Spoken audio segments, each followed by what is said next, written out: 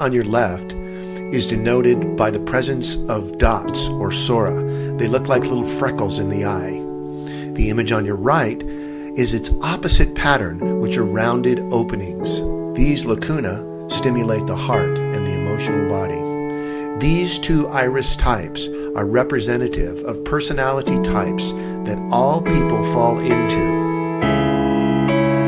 This is an up-close image of the emotional type eye. It's represented by the rounded openings.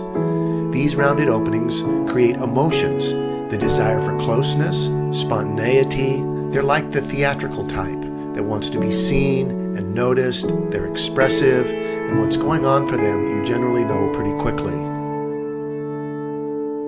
This is its opposite type, the thinking type, represented by the orange, rust-colored, sometimes they can be even black, dots in the eyes. These stimulate the mind to think, analyze, want information, know, and understand. When you have a combination of the sora and lacuna, you have what's called a combination type. This type is like a charged battery, with both the mind and the heart becoming engaged. They can move through things rather quickly. They like intensity. They get bored and need lots of change. These fine white fibers are indicative of the empathetic type. These fibers are like cat whiskers and create empathy, feeling, and sensitivity to others. So they're very sensitive to their environment. They like harmony and peace. They want to serve and want to create cooperation with everybody around them. These next few slides are pictures of random eyes we've taken.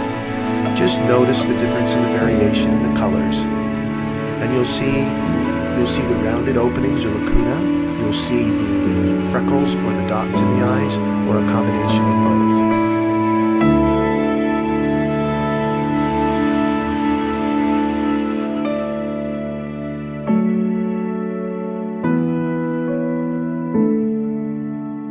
As you're looking at these iris pairs, the iris on the left side of your screen is the right eye of the person, and the iris on the right side of your screen is the left eye. The eye that has more structure in it is what we call the brain-dominant eye, the right eye being the left brain and the masculine, left eye being the feminine and the right brain. So this is an example of a right brain thinking type. Its primary qualities, because it's mind-oriented, but the right brain is futuristic and creative, gives it an inventor quality. It is on the cutting edge of new thinking, the futurist, the visionary, the entrepreneur. This is another thinking type, but this one has more structure in the right eye, which stimulates the left brain. So this type wants information, wants to be organized, likes to be right, likes to be in control, usually has a good vocabulary and a large library. This is the low resistance type. The eyes show us both what's happening in the physical body and what's happening in the personality or the behaviors. And the ability to create or meld these two worlds together is truly the essence of holistic thinking. So when someone has fibers that are structured like this, it means their body has a low resistance type. And in the personality, it means they would be less risk-taking, more methodical, more calculated, conserve their energy, probably need to sleep a little longer at night and need more rest during the day. This is a series of images denoting the neurogenic fibers in the eyes, and these fibers are representative of the connective tissue in the body and have to do with the intrinsic physical vitality in the body. So the closer the fibers, the stronger what we say the constitution is. When the constitution or the physical body is stronger, the personality has a greater internal reservoir of energy to pull from. So there's more vitality. Many times when the fibers get very close, it takes them a while to get started or warmed up, but they have an overdrive that lasts beyond any of the other structures.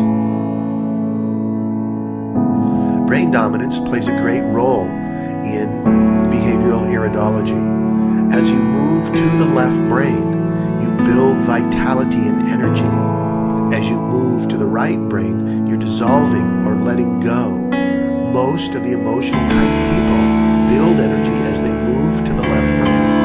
And most of the thinking type people are dissolving energy, trying to get out of their minds and into their bodies, their hearts. These are lifelong learnings and patterns. And the more this learning can become a conscious awareness to the individual, the more they can become empowered by what will create more wholeness based on their own choices and decisions to become more whole. This is a left brain emotional type, more of the lacuna in the right iris that create a very strong left brain and the need for their ideas to take form. So many times I find these, if they are men in the fields of construction, engineering, if they're women, a lot of times this is the matriarch and the one that she has a queenly energy and loves to be served. So what software are you running? The iris of the eye is actually like a giant hard drive, and programmed into it are the specific lessons and the specific attributes by which we come gifted with. Understanding your hard drive, your operating system, is understanding yourself. Understanding yourself allows you to become empowered more quickly, more readily, and at a deeper level than not knowing. There are 28 different iris positions. Imagine each of these as another hard drive. So each one of these areas in the eye, when stimulated with either the sora or lacuna, then become our life lesson map. So any dots or pockets that we see in the right iris become our lessons or learning with men and authority, our fathers, and the structural components we see in the left eye become our learning lessons with our mother and our creative ability to let go into the abstractual worlds and to go into the unknown. One of the final aspects of this work is looking at what we call the ANW, or the autonomic nerve wreath, which is a ring that encircles somewhere inside the eye between the pupil and the periphery. The further this ring is from the pupil, the more extroverted or spontaneous the person, which is the iris on the left side of your screen, and the iris on the right side of your screen. The ring is almost collapsed. It's almost touching the pupil there. This person is slower, more methodical, takes their time, needs lots of cave time, personal time, and would be considered more of the introvert or the slower processor. Behavioral iridology is a very powerful system and body of work that supports natural health care practitioners to understand their clients at a much deeper level than they're presenting.